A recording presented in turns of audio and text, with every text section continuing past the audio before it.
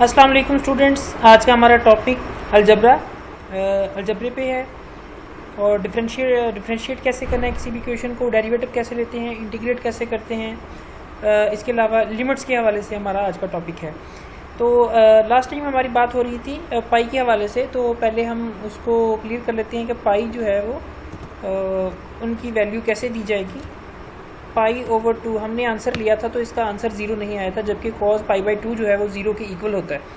अब हमारा जो टास्क है कि हम इसको 0 में भी शो करवाएं, लेकिन जब पाई की वैल्यू हम लेते हैं तो पाई की वैल्यू जो है वो हमारे पास 3.14 के बाद जो है वो 13 डिजिट्स आ जाते हैं, मींस पॉइंट के बाद 15 डिजिट्स इस्तेमाल करता है, जबकि पाई की वैल्यू एग्जैक्ट इतनी नहीं है। तो मैथमेटिका के अंदर हम जब भी पाई के सैम्बल्स को यूज़ करते हैं तो उसमें सैम्बल्स की कमांड दे देते हैं। सैम्बल की कमांड के लिए हम यूज़ करेंगे सैम्बल पाई बाई 2। तो अब देखें इसका आंसर क्या आता है। इसका आंसर 0 आ जाएगा जी। इसका आंसर 0 आ चुका है, क्योंकि सैम्बल्स को कभी भी इसमें यूज़ नहीं किया जाता। जैसे यहाँ दे रहा है सैम्बल्स को हम एडिटर में यूज़ करते हैं, तो इस वजह से इसने एरर्स दिए, लेकिन इसने आंसर जो है वो दे दिया है। अब हम चलते हैं कि 1/2 प्लस 1/3। अब मैथमेटिका जो है वो 1/2 को 0.5 लेता है, 1/3 को 0.3333 लेता है। अगर मैं इसे सॉल्व करता हूँ तो 0.833 आएगा, जबकि फ्रिक्शन में आंसर नहीं आ रहा। फ्रिक्शन में आंसर लेने के लिए मुझे सैम्बल्स का इस्तेमाल करना पड़ेगा। सैम्बल 1/2 से यहाँ मुराद 1/2 ही लेगा, 0.5 नहीं लेगा। सैम्बल्स 1/3। अब देखिए इसका आंसर 5/6 आ रहा है। इनके वेरिएबल्स जो हैं वो x और y के यूज़ होंगे। तो हमने इसको सबसे पहले सैम्बल्स में दे दिया x और y के अंदर। तो इसके लिए हमें जो है सबसे पहले वेरिएबल्स ही देने पड़ते हैं। ये जैसा कि यहाँ x और y की तरफ दिया गया, यहाँ पे x और y की वैल्यू नहीं दी गई, लेकिन ये यहाँ बता दिया गया है सॉफ्टवेयर को हमारे पास 2 वेरिएबल्स हैं। तो इनको सॉल्व करने के लिए हम यूज़ करते हैं x प्लस माइनस y, और इसी के साथ इसकी multiplication x plus y whole square. देखें तो हमारे पास ये जो है वो सोल्यूशन किस फॉर्म में आ रहा है। अब मैं चाहता हूँ कि ये सोल्यूशन मेरे पास एक्सपेंडिंग फॉर्म में आए। तो एक्सपेंडिंग फॉर्म में आंसर से मुराद ये वाला आंसर आ रहा है, ये वैल्यू आ रही है हमारे पास। अगर यहाँ से कॉपी करके पेस्ट कर दें तब भी ठीक है। ये लें, ये एक्सपेंड कर दिया इसने कि हमारे पास क्या वैल्यूज़ है। अब मैं इस वैल्यू को दोबारा फैक्टराइज करना चाह रहा हूँ। आप इसको कॉपी कर लें। फैक्टर्स के लिए मैं इसे दोबारा कॉपी कर लेता हूँ। यहाँ आंसर भी लिख सकता हूँ, इससे कॉपी भी कर सकता हूँ। मैंने इस बार कॉपी कर लिया। तो कॉपी के लिए ये दोबारा आगे हमारे पास फैक्टर क्या है, x माइनस 5, x प्लस 5 और x प्लस 5, जैसे कि हमने यहाँ पे लिखा था। हमारे पास तीनों फैक्टर्स हैं। इसके अलावा हम इसमें सिंप्लीफाई की कमांड यूज़ कर सकते हैं।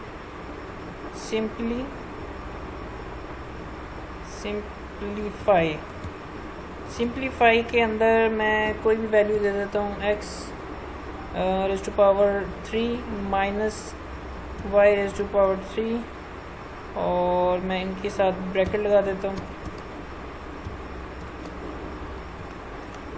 जी। x माइनस y इधर आ जाते हैं, इस पर ब्रैकेट आ चुकी है जी। देखें इसने कहा जी आपने जो डॉट लगाया है वो डॉट जो है वो इसको जो है वो कंसीडर नहीं कर रहा।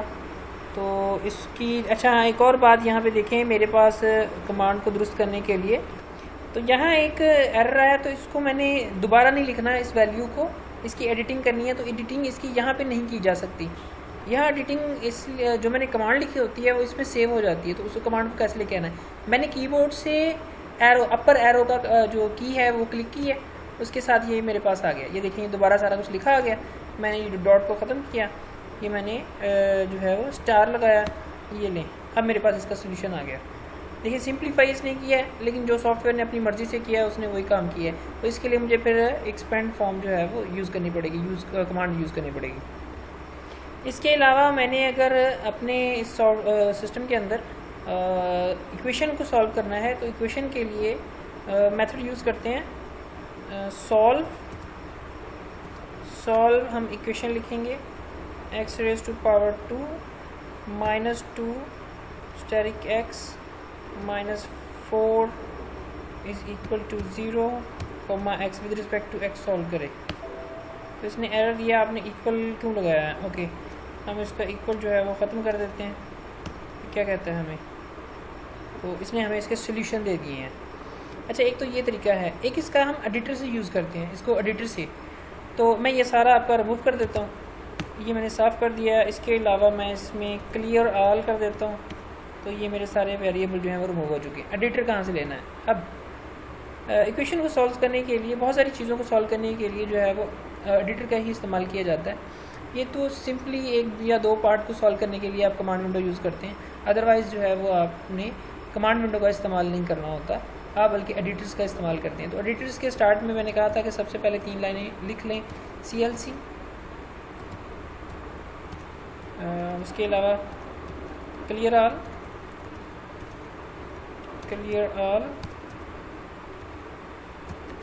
Close all.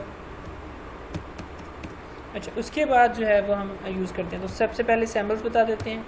सैम्बल्स में इसमें 3-4 ले लेता हूँ, x, y और z, मीन्स मैंने जितने भी इस्तेमाल करने हैं तो उनके हवाले से बात कर लेती। अब मैं लिखता हूँ equation 1 is equal to x square minus 2 star x minus 4 is equal to. अच्छा, यहाँ पे देखें, जैसे मैंने उसमें मैथमेटिका के अंदर जो है वो 2 बार इक्वल यूज़ किया था, तो यहाँ पे भी हमें करना पड़ेगा। अच्छा, इसके बाद हम कमांड देंगे solve equation 1 and with respect to x। तो ये मेरे पास जो है वो इसका सोल्यूशन आएगा। इससे सबसे पहले जब मैं क्लिक करूँगा तो ये सेव का ऑप्शन देगा, आपने सेव कहाँ पे करना है। मैं सेव कर लेता हूँ कमांड विंडो में, और ये मैटलैब की फ़ाइल के अंदर मैं यहाँ लिख देता हूँ अलजब्रा 1। ओके, तो ये सॉल्व करेगा। वो कभी कभी ये जो है वो वेट भी ले लेता है। जी, ये हमें इसने डायरेक्ट सोल्यूशन दे दिया और किसी किस्म का एरर नहीं दिया, तो इसका मतलब है कि ये मेथड यूज़ किया जाएगा आपका। अच्छा, अगर मेरे पास 2 इक्वेशंस हैं, मैंने 2 को कैसे सॉल्व करना है? मैं इन्हें रिमूव कर देता हूँ या यहीं पे रहने देते हैं। मैं इसके साथ ही नई इक्वेशन लिख दूँगा। Equation 2 is equal to z square minus y is equal to 2, और इसके बाद है जी equation 3 is equal to y minus 2 star z is equal to 5। ये 2 इक्वेशंस आ गई मेरे पास। अब मुझे इनका सोल्यूशन चाहिए। अच्छा, इसमें मुझे सोल्यूशन जो है, वेरिएबल्स कितनी है इसमें? 3, x, z और y। सॉरी, 2 वेरिएबल्स हैं, x, z और y। तो मुझे दोनों का सोल्यूशन चाहिए। तो दोनों के सोल्यूशन के लिए हम यूज़ करते हैं y and z is equal to solve equation 2 and equation 3। तो ये मैंने कमांड यूज़ की है, ठीक है। अब देखते हैं क्या करता है।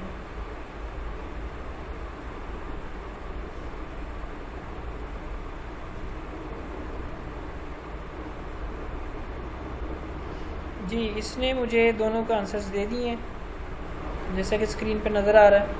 जी का आंसर भी दे दिया इसने, जी के 2 बने हैं। वाई के आंसर भी दे दिए इसने, एक ये आंसर पड़ा है, एक नीचे वाला पड़ा है। इसी तरीके से जो इक्वेशन 1 है उसके लिए मुझे भी उसने आंसर दे दिया। अच्छा, इसके अलावा जब हम यूज़ कर रहे हैं यहाँ पे आंसर जो हैं वो 2-2 आ रहे हैं, तो इसका मतलब है कि जी के 2 आंसर हैं। मैं लिखता हूँ जी का मुझे फ़र्स्ट आंसर चाहिए, जी का फर्स्ट आंसर आपका ये वाला है। जी का मुझे सेकंड आंसर चाहिए, तो मुझे सेकंड आंसर जी ऑफ 2 में आएगा। जी ऑफ 3 इसका कोई आंसर नहीं है, तो जाहिर सी बात है एरर दे देगा। और मुझे एक कम्प्लेक्स सोल्यूशन चाहिए, तो कम्प्लेक्स सोल्यूशन के लिए मैं ये सबसे पहले रिमूव कर देता हूँ और जो है वो एडिटर को मैं ऊपर जो है कम कर देते हैं। अच्छा, कमांड विंडो के अंदर हमने कम्प्लेक्स सोल्यूशन चाहिए। कम्प्लेक्स सोल्यूशन के लिए हम क्या करेंगे, मैं इसको कमेंट कर देता हूँ ताकि आपको जो है वो इस्तेमाल में, ये मैंने कमेंट कर दिया। कम्प्लेक्स के लिए सॉल्व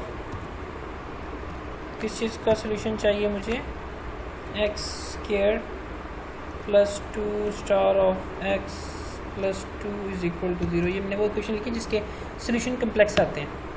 तो ये लें, 2 आ गए, ये आपको कम्प्लेक्स सोल्यूशन में इसने दे दिए हैं। अच्छा, इसका जो ये तरीकाकार जो था मैंने लिखा, जाहिर सी बात है इसने फिर एरर दिया है। तो ये कह रहा है कि आपने इस हिस्से को आपने कमांड विंडो में यूज़ नहीं करना होता, तो इसके लिए आपने एडिटर्स का इस्तेमाल करना है और उसमें सैम्पल्स बता के फिर ये काम करेंगे। अब वो सैम्पल्स बता के हम देख लेते हैं। यहाँ पे जो मैंने इक्वेशन लिखी हुई है इसमें मैंने सिर्फ यहाँ चेंजिंग करनी है, यहाँ मुझे +2 करना पड़ेगा तो इसके सोल्यूशन कम्प्लेक्स बन जाएंगे। इधर भी मैं जो है वो प्लस कर देता हूँ। ठीक है, अब आपने इसका सोल्यूशन लेना है, ये मैं रिमूव कर देता हूँ। जी, ये आ चुका है मेरे पास। तो पहले देख लें, ये मैंने छोटा सा प्रोग्राम लिखा हुआ है।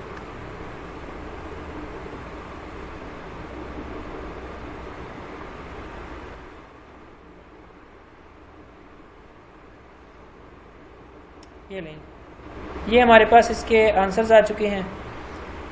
जी, अब हम लेते हैं डेरिवेटिव्स। एक कम्प्लेक्स के हवाले से मैं एक और आपको कमांड दे देता हूँ। आप ले लें log -1, इनकी वैल्यू हम देखते हैं। log लेना था, log, जी उसने बता भी दिया कि डू यू मीन लोड लिखा है। अच्छा जी, log -1 log लेना था, डी लिख दिया मैंने, फिर log -1। ये लें जी, हमारे पास इसका भी सोल्यूशन आ चुका है log -1 का। अब आते हैं डेरिवेटिव की तरफ। डेरिवेटिव के लिए आप कोशिश करें कि अपनी जो है वो एडिटर ही इस्तेमाल करें। तो सैम्पल्स मैंने दे दिए हैं कि x और y सैम्पल्स क्या हैं। मैंने डिफरेंशिएट करना है, differentiate of x asterisk y square. तो इसकी हम ले लेते हैं डेरिवेटिव स्क्वायर, देखते हैं क्या आता है हमारा। ये लें जी, x का इसने जो डेरिवेटिव लिया विद रिस्पेक्ट टू x लिया है, मैं विद रिस्पेक्ट टू y कर लेता हूँ। ये विद रिस्पेक्ट टू y इसका डेरिवेटिव आ चुका है। इसके अलावा चूँकि मैंने विद रिस्पेक्ट टू x नहीं लिखा था, तो इसने इस वजह से x के रिस्पेक्ट दे दिया है। तो यहाँ पे मैंने y लिखा है तो y के रिस्पेक्ट आंसर दे दिया। अगर मैं z लिखूँगा तो आंसर 0 आ जाएगा, ये सभी को पता है। तो इसी तरीके से मैं यहाँ पे भी ये डिफरेंशिएट कर सकता हूँ, डायरेक्टली या डिफरेंशिएट किया जा सकता है। तो डिफरेंशिएट के लिए मैं कोई और वैल्यू लिख लेता हूँ, x स्क्वायर। जी ये देखें 2x। हाँ, लेकिन बात याद रखें, हमेशा मुझे सैम्पल्स को बता के जाना पड़ेगा। सैम्पल्स बताना बहुत ज़रूरी है इसके अंदर। तो डेरिवेटिव्स की आप मुख्तलिफ कमांड्स यूज़ करते जाएँ, तो उनको देखते जाएँ। मैं यहाँ पे ऐसा कर लेता हूँ, x और y दोनों का डेरिवेटिव एक साथ ले लेता हूँ। तो दोनों के डेरिवेटिव में मेरे पास क्या आता है, 2y आ चुका है, क्योंकि उसने विद रिस्पेक्ट टू x भी डेरिवेटिव लिया है, with respect to y derivative भी लिया। अच्छा जी, इसके अलावा हमने 2 बार x का डेरिवेटिव लेना है। मैं इधर x की जो पावर है उसे इंक्रीज़ कर देता हूँ, ताकि हमें पता चल जाए कि इसने कितने उसने डेरिवेटिव लिए हैं। जी ये लेंगे, मैंने x की पावर जो है वो 5 कर दी है। ये देखिए, इसकी x की एक ली है, मैं विद रिस्पेक्ट टू x जो है वो एक और इंक्रीज़ कर देता हूँ। 2 कर दिए मैंने। अब देखते हैं,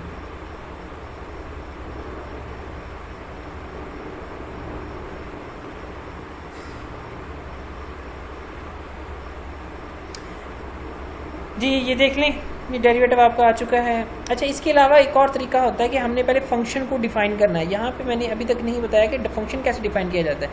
फंक्शन को डिफ़ाइन के लिए हम सैम्पल्स तो बता दिए हमने। सैम्पल्स के बाद आप लिखते हैं f, जैसे लिखते हैं f of x, f is equal to इन लाइन से मुराद ये इसका तरीकाकार है किसी भी फंक्शन को देने के लिए, x cube plus two static x, ये जो है मेरे पास फंक्शन आ चुका है। इस फंक्शन को पहले दिखा देते हैं कि कैसे डिस्प्ले होगा इसका। ये देखिए ये फंक्शन है f of x this value. अब मैं चाहता हूँ कि एफ ऑफ एक्स का डेरिवेटिव डिफरेंशिएट, चलिए मैं नीचे ले लेता हूँ। F differentiate of f of x, ये देखिए differentiate with respect to f of x, उसने डेरिवेटिव लिया विद रिस्पेक्ट टू एक्स। इसके अलावा जो है मैं इसे सॉल्व करना चाह रहा हूँ, के लिए एफ में मैंने सॉल्व किया था, ठीक है, तो यहाँ पे भी किया जा सकता है। ये मैंने चूँकि फंक्शन लिया है, फंक्शन लिख के जो है वो आप अपना डिफाइन कर सकते हैं। जी इसके बाद हमारी बारी है डिफरेंशियल इक्वेशन को सॉल्व करने की। डिफरेंशियल इक्वेशंस को सॉल्व करने के लिए जब हम लिखते हैं ना डी अपने उसका क्या नाम है वाई प्राइम, वाई प्राइम के लिए हम यूज़ यहाँ पे क्या करेंगे, star of d y. D y से मुराद यहाँ वाई प्राइम है, वाई प्राइम पे हम लिखते हैं, यानी means d y over d x. D y means d prime plus 1 is equal to y, और मुझे जो है वो सोल्यूशन चाहिए। हाँ इसके बारे में मुझे सैम्पल्स डिक्लेयर करने पड़ेंगे। ये जी कॉमे लग गए, और इसके बाद रिस्पेक्ट टू एक्स इसे डिसॉल्व करना है, तो कुछ देर वेट करना पड़ेगा।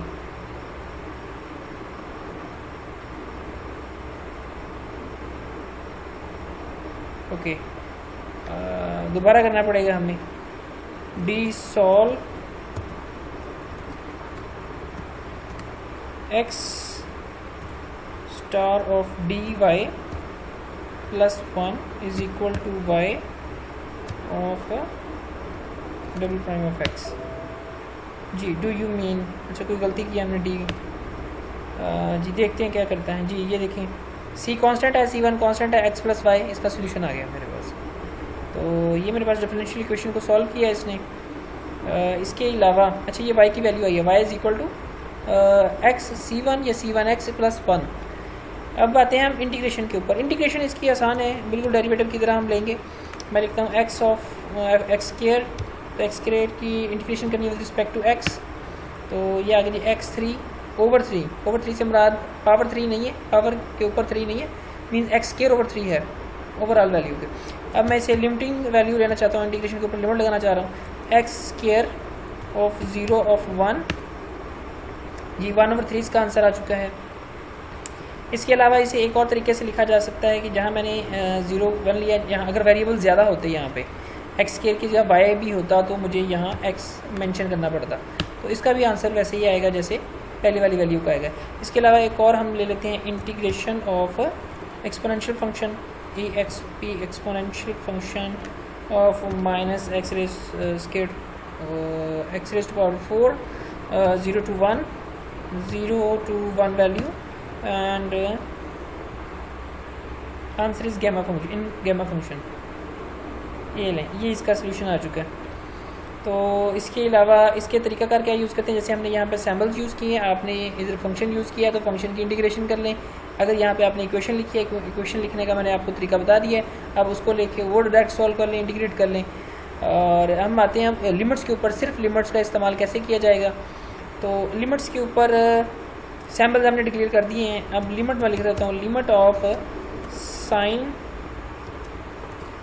Of x over x. तो चूँकि x की वैल्यू यहाँ पे 0 होती है, अगर 0 पुट करते हैं x ओवर x की वैल्यू, तो ये 0 ओवर 0 कंडीशन बन जाएगी। तो लेकिन जबकि लिमिट के अंदर इसका आंसर ये नहीं आता, तो ये खुद ही सॉल्व करके बन दे देगा। तो इसके अलावा हम लिमिट लेते हैं, limit of absolute value, absolute value mod of x over x to 0। तो इसने यहाँ पे ये ऑप्शन दिया। इसका मतलब है कि यहाँ पे दो वैल्यूज़ बन रही हैं, मींस लेफ्ट टर्म और राइट टर्म्स। तो लेफ़्ट और राइट टर्म्स के लिए आप क्या करेंगे, लेफ़्ट और राइट ही लिख देंगे। मुझे अगर लेफ़्ट वैल्यू चाहिए तो मैं लेफ़्ट वैल्यू लिख दूँगा, अगर मुझे राइट चाहिए तो मैं राइट लिख दूँगा। लेफ़्ट, तो लेफ़्ट बताना पड़ेगा आपको कमांड्स के ज़रिए। ये मेरे पास लेफ़्ट वैल्यू -1 है, और अगर मुझे चाहिए राइट RIGHT तो ये राइट वैल्यू इसकी 1 है। इसी तरीके से आप इसकी डिफरेंट लिमिट वैल्यूज़ ले सकते हैं। अच्छा, अगर मेरे पास लिमिट वैल्यू इन्फिनिटी आ जाए तो इन्फिनिटी को कैसे मेंशन करना है आपने, मैं लिख लेता हूँ यहाँ पे x raise to power 4 plus x raise to power square x square minus 3 star of x 4 minus log of x। तो अगर मैं यहाँ पे x की वैल्यू इन्फिनिटी देता हूँ तो ये इसका सोल्यूशन नहीं देगा। हाथ से अगर हल करते हैं तो हमें इसके ऊपर कोई वैल्यूज़ लगानी पड़ती हैं, जैसे एल हॉस्पिटल रूल्स हैं वो लगाएंगे, वरना यहाँ पे जो आंसर्स हैं वो इन्फिनिटी ओवर इन्फिनिटी बन जाते हैं। तो इसके लिए मुझे इन्फिनिटी ये सॉल्व करके देखा। अच्छा, इन्फिनिटी को कैसे नहीं जी, हमारा अनडिफाइन है, मैंने गलत लिख दिया, INF इन्फिनिटी 1/2 हमारा आंसर बन चुका है जी। मैंने 2 या 3 वैल्यूज़ को जमा करना है। समीशन का जो यहाँ पे कमांड इस्तेमाल होती है तो थोड़ा सा उसके हवाले से बता देता हूँ। मैं लेता हूँ x की कोई 2-3 वेरिएबल्स ले लेता हूँ, x 1 to 7, तो इसकी वैल्यूज़ हैं 1 2 3 4 5 7। मैं इसका सम चाह रहा हूँ, x की वैल्यूज़ कितनी है, 7 है, 7 को जमा करना है, तो ये आ गया जी मेरे पास 28। और इसके अलावा मैं इसे लिख सकता हूँ, मुझे 1 से 10 तक ऐड करना चाह रहा हूँ मैं, 1 to 10, तो सम 1 से 1 to 10 जो है ऐड हो जाएगा। इसके अलावा आपने सिंबॉलिकली जो है वो किसी का सम करना है तो हम सैम्बल्स बता के चलते हैं कि सैम्बल्स हमारे पास हैं x और n। मैं 2 ले लेता हूँ, तो